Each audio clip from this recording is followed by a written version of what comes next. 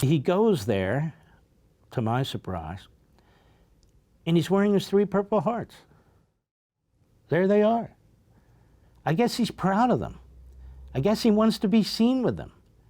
Why else wear them? At least he's not wearing one of those goofy hats that they wear when they're coronated, although for him it might actually look pretty good.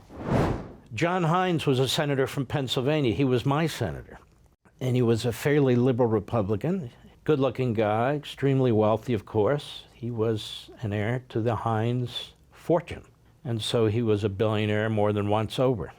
And there was a tragic accident that occurred. He was in a helicopter, and the helicopter crashed, and they died. And he died at a fairly young age. I think he was in his mid to upper 40s. Many felt that he might be presidential timber. I never did. He was just too liberal. So his wife obviously became a widow, and John Kerry was friends with John Hines, and over a period of time, he started to date Mrs. Hines, and then eventually, obviously, married her, even though he's younger than her, fairly, even much younger than her. So he married into another wealthy family, except this one's even wealthier. Meanwhile, he flies around the country, wherever he wants to go, whenever he wants to go, meeting whomever he wants to meet, staying wherever he wants to stay, as the Climate Czar. Even though his family that he married into is worth billions, it's on our dime. And people have tried to get access to the information through Freedom of Information Act and so forth on what this guy's actually spending in the name of saving the planet, which is a huge joke, and he knows it. It's such a complete ruse, and they can't get it. They can't get the details. The Treasury Department, or whichever department, the State Department, they won't provide it. And so this administration just continues to censor and to cover up and to obstruct efforts at transparency. It's like the other day they blocked the New York Post from sitting in on the single press event Joe Biden had. I didn't say press conference, press event, where he and Buttigieg were on the stage rambling about something, I guess, transportation inequality, I don't know. And they wouldn't let the New York Post come. And it's amazing how quiet the rest of the media had been. John Kerry testified in the early 70s in the Fulbright Committee. William Fulbright was a horrendous segregationist and racist from the state of Arkansas. He was a senator. He also was Bill Clinton's mentor. Now, after he retired from the Senate, he lamented his segregationist and racist past, but while he was in the Senate, he did grave damage, in my view, to the country. But he was also an anti-war guy, a pacifist, very much against the Vietnam War from the start.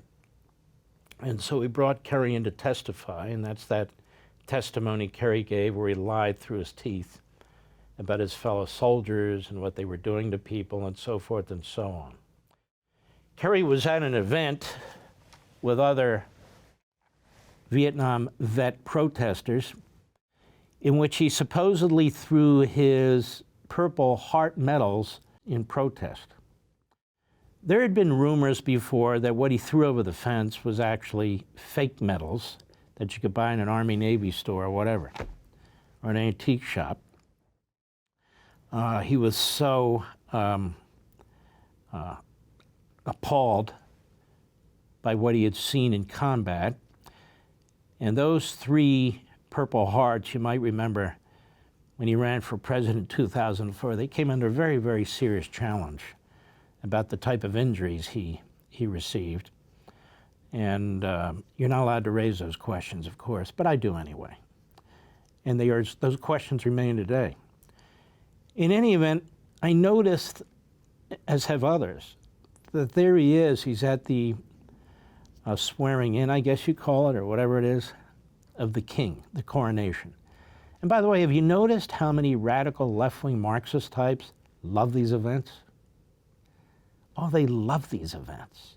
Kings and queens and all the rest, while they pretend to be these radical, revolutionary, activists.